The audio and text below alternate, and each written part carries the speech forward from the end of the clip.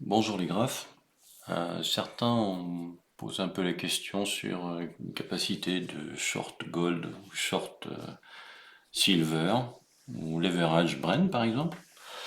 Donc j'ai essayé de regarder un petit peu comment, vous montrer un petit peu comment je prépare éventuellement ce genre de situation. Le plus volatile étant le silver, l'argent, donc je me suis plutôt intéressé à lui. On peut faire la même chose sur le gold en short ou sur le Brent plutôt en leverage cette fois. Voilà. Alors je reprends en premier point une proposition et une analyse de Charles que j'ai trouvé très intéressante comme d'habitude. Je résume et puis Charles corrigera si je déforme ses propos. Donc il a parlé de Pandora. Alors, qu'est-ce que Pandora vient faire dans le sujet? Eh bien, c'est une façon de faire, je pense, comme un billard à double bande. C'est-à-dire que Pandora fait du discrétionnaire bijou, utilise des minières, c'est-à-dire des diamants, des pierres, de l'argent, de l'or, etc. Et évidemment, le résultat d'une augmentation des prix de l'or et de l'argent crée ce genre de situation avec un plus haut à 1400 et puis là on est arrivé tranquillement à 470. Euh, voilà, donc le graphe il est assez chouette. À mon avis, pour l'analyse du graphe en plus, c'est pas fini, donc pour moi ça c'est prépondérant, ça a cassé ici, donc à mon avis on va peut-être aller chercher encore plus bas. Et d'ailleurs on voit bien que voilà, RSI est bien bas, mais le MACD continue, poursuit. Bon. Bref, c'est pas vraiment le sujet. Le sujet, c'est effectivement si on a une inversion, une stabilisation, une inversion des prix sur l'or et sur l'argent, Pandora verra son business économique et ses fondamentaux se redresser. Et à ce moment-là, ce sera peut-être intéressant de l'acheter et puis de jouer le retournement, rebond, retournement et éventuellement plus-value. En cherchant les bonnes portes d'entrée. C'est un raisonnement qui me plaît bien. Je mettrai deux bémols. D'ailleurs, j'avais posé la question à Charles qui m'a répondu en disant bah oui, mais dans combien de temps, dans quel espace-temps et quand est-ce que ça va se passer, ça va être long, il va falloir attendre. Voilà. Et quand on aura attendu, le temps que ça se retourne et que les gens prennent en compte les fondamentaux, voilà. Bon, c'est une action qui est tout à fait réaliste, mais qui nécessite, à mon avis, beaucoup de patience. Voilà, ça c'est la première chose. Deuxième et troisième point. Le deuxième point, c'est le discrétionnaire n'est pas le secteur porteur actuel, donc logique, mais il peut le redevenir. Voilà. Donc à suivre. Donc ça, on le saura au moment des rotations, évidemment. Ça se verra, justement sur les gros titres, références. Le troisième point, c'est que des sociétés de ce type, en général, ont. Alors, je suis pas fouillé complètement, mais je pense, je ne sais pas si Pandora a une station de trading avec des traders derrière lui et qui crée des couvertures sur ses produits. euh, alors à ce moment-là, on dirait que leurs traders sont pas très bons, leurs couvertures sont pas bien faites, etc. Mais en général, les professionnels savent travailler. Peut-être qu'ils n'ont pas de couverture, peut-être qu'ils n'ont pas pris de couverture hors argent. Voilà, donc c'est possible. Il faut savoir que de grosses sociétés comme TTE, Total par exemple, ou Air Liquide, ont des salles de marché avec des traders privés qui travaillent pour eux et qui travaillent sur les couvertures. Petite anecdote, au moment de la guerre en Ukraine avec l'effondrement des problèmes énergétiques, c'est-à-dire l'augmentation exponentielle du prix de gaz qui a mis l'Europe en émoi, Air Liquide a publié en disant nous, pas de problème, point de vue énergétique, on est couvert, on a des couvertures et des assurances. Effet sur nos valeurs, oui, il y en aura, mais très faible. Voilà. Donc est-ce que Pandora fait la même chose ou pas? Je ne peux pas répondre à cette question. Enfin, voilà, une belle analyse, encore une fois, de Charles, qui est, à mon avis, à prendre en compte et à travailler, en plus avec un beau titre, donc pourquoi pas. Après, j'ai cherché d'autres produits, je suis rentré plus dans ma façon de faire, donc c'est-à-dire rechercher des produits dérivés. Alors, dans les produits dérivés, il y a notamment, après recherche, hein, je vous simplifie le truc, il y a un acteur qui s'intéresse particulièrement euh, à l'argent, c'est Vontobel. Les autres, Société Générale et puis BNP, j'ai rien trouvé d'intéressant. J'ai cherché, j'ai rien trouvé d'intéressant. Sélectionner un sous-jacent, donc ça va être Silver ici, voilà, ok, appliqué. Et là-dedans, vous allez avoir des leverage short, des turbos infinis, des warrants. Donc, j'ai déjà fait quelques prises de position personnelles sur ma façon de faire. Donc, les turbos, etc. euh, il y en a, j'en ai trouvé, effectivement, des turbos Montobel avec des effets de levier en short de 4 ou 5.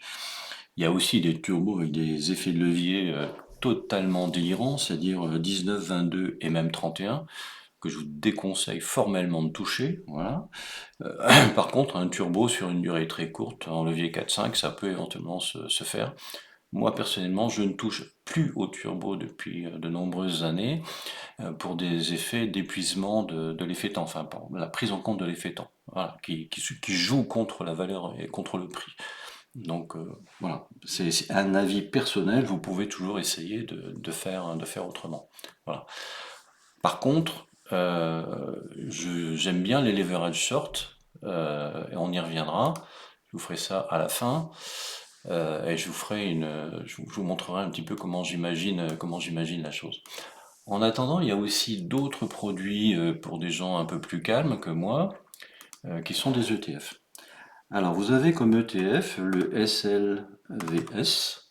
Voilà, c'est un levier short 3 sur le silver, voilà, sur l'argent. Bah, vous voyez la tête qu'il a, hein. Donc, comme il est en short, le prix monte, donc en hebdomadaire, eh ben voilà quoi, hein, ça descend, ça descend, ça descend. Et il suffit de regarder la courbe pour se rendre compte que pour l'instant, on n'a absolument aucun signe qui nous attire vers effectivement un achat. Mais c'est un bon produit, voilà. Il faut regarder les volumes, qui sont pas très fournis, ça c'est clair. Voilà, mais on voit que quand même il y a du monde qui est là, ici. Ça a commencé un peu ici, là. Et il y a du monde un petit peu ici qui est arrivé avec ce qui se passe sur les produits. On voit bien qu'il y a plus de volume aussi en journalier ici, là. On voit bien ce qui s'est passé. Voilà. Donc, c'est un produit à suivre. Particularité, on dit que c'est un ETF. En fait, c'est faux. C'est pas un ETF, c'est un ETP. Donc, Exchange Product. Et donc, ça fonctionne quasiment comme un ETF, mais c'est un ETP. Bon, particularité de langage, mais dans l'ensemble, vous pouvez le traiter comme un ETF. Donc, les frais sont restreints, les courbes sont publiées, les cours sont journaliers. Donc, c'est un produit qui est disponible, c'est pas très inquiétant. Un autre ETF que j'ai repéré, là c'est un ETF. Alors on va terminer sur celui-là pour voir, mais il me semble que celui-là, si j'ai bonne mémoire. Ah non, il est en USD aussi celui-là, hein. Il est pas en euros. Attention, il y en a peut-être certains qui n'arriveront pas à le trader à cause de la devise ou à cause de la réglementation entre l'Europe et les États-Unis. Je vais vous faire un petit topo là-dessus. Donc un autre ETF qui s'appelle ZLS, il me semble. Non, c'est pas ZLS. Je vais vous le retrouver parce que je l'ai noté quelque part dans mon. Tadada, tadada. Alors,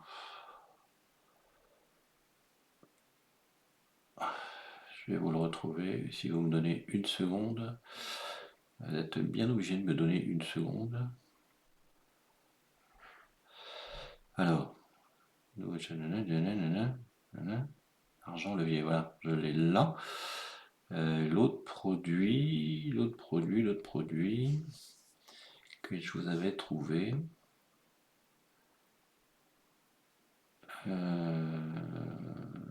Alors, où est-ce qu'il est passé? Oui, ZSL. SL. Alors, celui-là, c'est un ETP, c'est Procha Ultra Short Silver. Donc, c'est un levier 3 négatif aussi. Alors, particularité, il est codé en euro-dollar, c'est un ETF dollar américain. Donc, vous savez que la réglementation européenne interdit aux privés d'aller chercher ces produits. Donc, il faut avoir la catégorisation pro avec des déclarations particulières à faire pour pouvoir accéder à ces produits. Donc, vérifier, je sais qu'il y a deux gyros qui permet peut-être de le faire.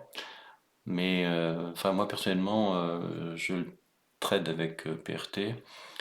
Mais bon, vous avez un petit blocage éventuel sur la réglementation à ce niveau-là. Donc faites les vérifications si vous y arrivez ou si vous n'y arrivez pas. Si jamais vous n'arrivez pas à le choper, vous mettez un petit message et je vous donnerai une explication technique pour arriver à le rattraper. J'avais déjà fait ça d'ailleurs une fois, j'avais déjà publié là-dessus. Et je vous redirai comment il faut faire. Alors je reviens sur cette fois les leverage, la troisième situation, c'est celle que moi je vais utiliser. C'est pour ça que je finis par elle. Donc sur les leverage silver, donc en short, hein. Donc j'ai leverage et short, mais en fait c'est un short. Effet levier, nanana, nouveau produit, direction, hop, là, on va le mettre en short, on en a une vingtaine comme ça. Voilà. Mon idée, elle est assez simple en fait. C'est-à-dire que comme on est sur quelque chose de très très exponentiel, euh, je vais surveiller à quel moment on va avoir les premiers signes. Et je vais prendre un short avec un effet de levier faible. C'est-à-dire ça sera un levier 2 ou ça sera un levier 3. Pas plus que ça. Et puis je vais être excessivement méfiant et jouer une petite quantité parce que je pense qu'on aura déjà un plafonnement et qu'une fois qu'on aura le plafonnement, on peut avoir des gens qui achètent toujours, etc. Ça va être compliqué comme toutes les valeurs qui montent très très haut. Le retournement ne se fait pas très brutalement, il se fait progressivement. Donc il y aura des mèches hautes, bien entendu, les signes tout à fait classiques graphiques, et à un moment, par contre, ça s'accélérera. Donc moi, je vais commencer par un 2 et un 3, et puis je verrai si j'arrive à gagner un peu de sous avec ça. Et puis si jamais je vois que ça prend tournure, je passerai sur un 5 ou un 6. Voilà, comme ça que j'envisage les choses. Donc on va regarder celui-là, parce que il doit avoir une référence. CM88V. Donc CM88V. Il est ici. Hop. Voilà, on le retrouve. Donc vous voyez que on le voit assez mal. Par contre, on le voit mieux effectivement sur leur site, ici. On peut placer les barrières aussi, parce qu'il a une barrière désactivante, hein. Donc il faut se méfier avec ça. Il faut bien lire cette zone-là. Donc le cours, là à l'instant c'est 118,45, donc ça continue à monter.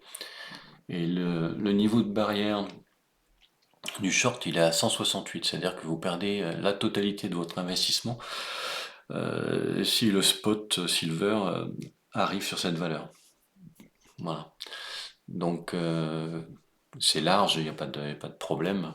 Vous pouvez travailler ce produit sans trop de difficultés, quoi. Voilà. Short, deux fois. Il est pas mal celui-là. Et puis vous avez un 3 ici, qui est celui-ci là. Donc celui-là c'est le AC08V. Donc évidemment quand le short monte, ça veut dire que le cours baisse. C'est dommage qu'on puisse pas. Ah, peut-être qu'on peut assister. Voilà, on peut ajouter le silver. Donc on voit bien quand ça croise là, superbe. Donc on voit bien qu'il est monté à 121. Voup, il redescend là. Et donc on voit bien que c'est très très efficace et très volatile comme réaction, hein. Donc attention avec ça. C'est quand même. Vous pouvez jouer sur la semaine là. Ok. En général, c'est des produits que j'aime bien jouer au moment des points de rassemblement. Parce que je ne veux pas jouer quand c'est ici ou ici. En général, je choisis mes actions sur des zones comme ça. Voilà, donc là, si par exemple ça se rapproche par là, je poserai la question, quoi. Je me poserai la question. Et la durée, ben, faut essayer de les garder, d'être très bon dans le timing. Bon, un jour, 2 jours, 3 jours, une semaine. Au-delà d'une semaine, quand on a une semaine, on peut avoir des variations. Enfin, ouais, c'est énorme quoi. 2,96, 2,40 sur une semaine ici, 28 janvier, 2,30, ouais, 2,10. Donc voilà, ça va vite, hein. Il faut faire attention. Voilà, produit AC08V. On va le revoir ici.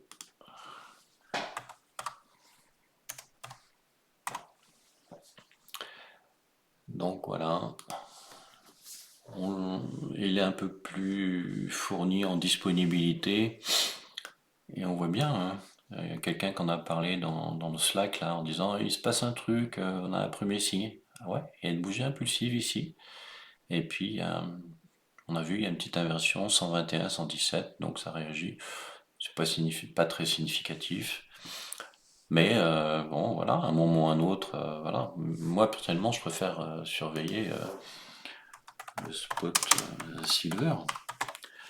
Voilà, spot silver qui me sert effectivement de référence avant de prendre ma décision, quoi. Voilà. Donc c'est sur l'heure évidemment qu'on le regarde.